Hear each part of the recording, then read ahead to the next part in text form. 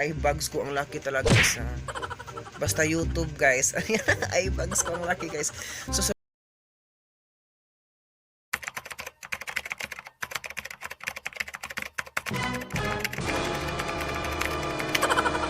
So hello guys, it is Kuya Renz and welcome back to my channel.